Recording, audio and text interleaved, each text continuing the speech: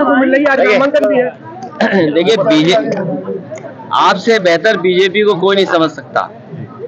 हमारे पत्रकार साथियों, जब बीजेपी को लगा कि वो हार जाएंगे तो कोई ना कोई तिगड़म करो, कोई ना कोई तिगड़म करो, कोई ना कोई ऐसा संदेश दो जिसका समाजवादी पार्टी के लोग जवाब ही देते रहे। ये लोग तो परिवारवाद के खिलाफ वाले लोग थे, याद करो आप। जो लोग परिवारवाद के खिलाफ थे आज रिश्तेदारवादी कैसे हो गए? सोचिए आप। जो लोग परिवारवाद के खिलाफ थे वो रिश्तेदारवादी निकले।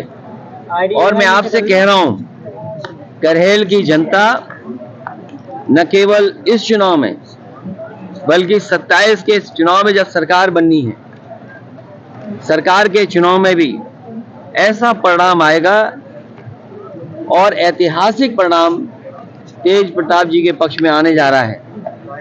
जहां ऐतिहासिक परिणाम समाजवादी पार्टी के पक्ष में होगा, वहीं हार का ऐतिहासिक परिणाम भी भारतीय जनता पार्टी के पक्ष में आएगा। ये भारतीय जनता पार्टी वाले हवा बहुत बनाते हैं। याद कीजिए, लोकसभा के चुनाव में क्या हवा बना रहे थे, और भारतीय जनता पार्टी के लोगों ने इतनी बदतमीजी की थी। आपको याद होगा कितनी बदतमीजी की थी इन्होंने, कितना गलत संदेश देने का काम इनसे और कोशिश की थी इन्होंने। लेकिन क्या वो कामयाब हो गए थे? नहीं कामयाब हुए थे।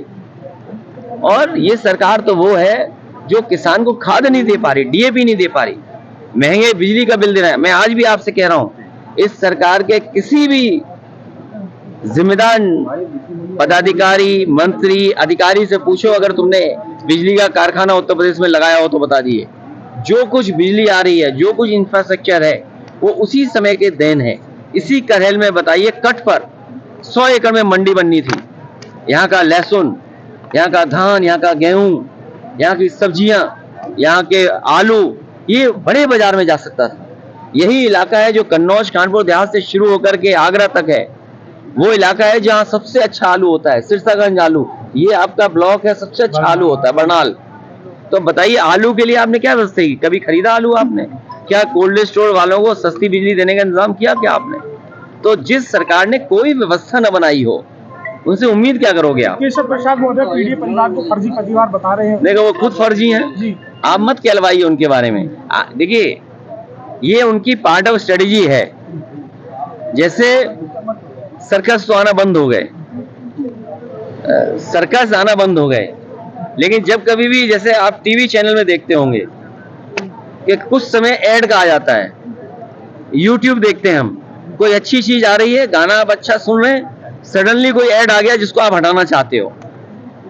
ये विज्ञापन का सामान है, क्योंकि सरकार ये जानती है मुख्यमंत्री जी फेस नहीं कर सकते हैं, इसलिए उन्होंने फेस ना करना पड़े, इसलिए कुछ असिस्टेंट रखे हुए उन्होंने।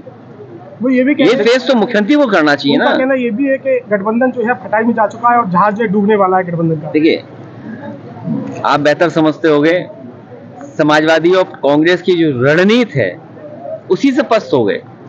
अगर रणनीति हमारी है तो उनके भी नेताओं के जो गठबंधन है, उनके नेताओं को टिकट क्यों नहीं मिली? कौन कौन मनाने गया, कौन कौन उन्हें स्वार्थ और लालच दे रहा है? समाजवादी पार्टी और कांग्रेस, हम विपक्ष में हैं, हम किसी को लाभ नहीं दे सकते, हम अपनी बात कर सकते हैं, लड़ सकते हैं। ये हमारी स्ट्रेटेजी का हिस्सा है कि हमारे रणनीति है कि हम लोग मिल करके इस तरह लड़ रहे हैं, न केवल अभी लड़ रहे हैं, इंडिया गठबंधन मजबूत करेंगे और 27 में भी इनको हराने का काम करेंगे। बाई इलेक्शन में स्वरूप क्या रहेगा गठबंधन का, क्योंकि कांग्रेस मैदान छोड़ती हुई दिखाई दे रही है कहीं ना कहीं? नहीं, ये शब्द का चयन गलत है आपका जी। ये हमारी रणनीति है, ये हमारा तरीका है कि किस तरीके से भारतीय जनता पार्टी का मुकाबला करें, उन्हें हराएं।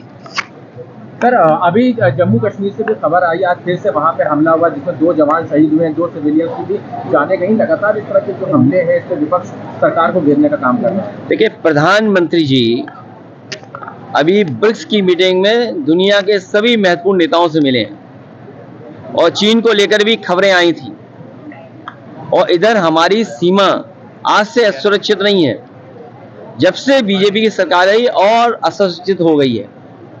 हमारी सिक्योरिटी फोर्सेस के लोग, पैरामिलिट्री के फोर्सेस के लोग, आर्मी के लोग बड़े पैमाने पर शहीद हो रहे हैं, उनकी जानें गई हैं। और अगर हम आंकड़े निकालेंगे तो सबसे ज्यादा फेलियर कश्मीर इशू पर, हमारी बॉर्डर सिक्योरिटी पर और इंटरनल सिक्योरिटी पर अगर कोई फेल हुआ है तो वो भारतीय जनता पार्टी है। भारतीय जनता पार्टी की सरकार इंटरनल सिक्योरिटी में फेल है, हमारी बॉर्डर सिक्योरिटी में फेल है, हमारे जो संबंध दुनिया में देशों से होते हैं उसमें फेल हुई है सरकार हमारी। तो ये फेल सरकार को हटाने से ही हमारी सीमाएं सुरक्षित होंगी, तभी हमारे जवानों की जान बचेगी जब ये सरकार देश से हटेगी। तमिलनाडु के मुख्यमंत्री का कहना है कि वहाँ पे हिंदी थोपा जा रहा है, कुछ लोग का प्रयास है क्या वहाँ हिंदी थोपने का, और वो इसका विरोध कर रहे हैं। देखिए, आज हिंदी, अंग्रेजी या भारतीय भाषाओं की बहस की जरूरत नहीं है। भारतीय भाषाएं आगे बढ़े, उनका सम्मान हो, उनका संवर्धन हो, उसके पक्ष में हमेशा समाजवादी रहे। भारतीय भाषाएं जो भी हैं उनका संवर्धन हो, उनको और आगे बढ़ने का मौका मिले, उन भाषाओं का सम्मान हो, उसके पक्ष में हमेशा समाजवादी लोग रहे हैं। महाराष्ट्र का क्या सीट? महाराष्ट्र में बीजेपी हारने जा रही है, बीजेपी का गठबंधन हारने जा रहा है, महाहार होने जा रही है बीजेपी गठबंधन की। एक माहौल बनाया जा रहा है कटोगे बटोगे के नारे के साथ, जो महाराष्ट्र में भी देखने को मिल रहा है, जगह जगह पोस्टर चिपकाए जा रहे हैं। क्या लगता है, क्या प्रभाव डालने वाला नारा है या ये जब बीजेपी पे बेरोजगारी, महंगाई, border security, internal security, Agniveer, फौज की भर्ती, नौकरी सरकारी, आरक्षण, संविधान पे जब जवाब नहीं होता है तो इसी तरह से उनकी लैब में ये तैयार होता है। और देखिए, उनकी जो लैब है, अब वो जानकारी हम लोगों को करनी पड़ेगी वो लैब कहाँ पर है। उनकी जो रिसर्च लैब है उसी का ये नारा है